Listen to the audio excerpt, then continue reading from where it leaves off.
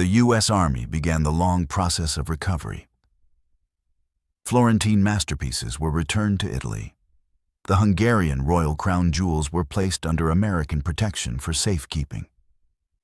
Masterworks by Velázquez, Dürer, Rembrandt, and Rubens were examined, documented, and restored to their rightful owners.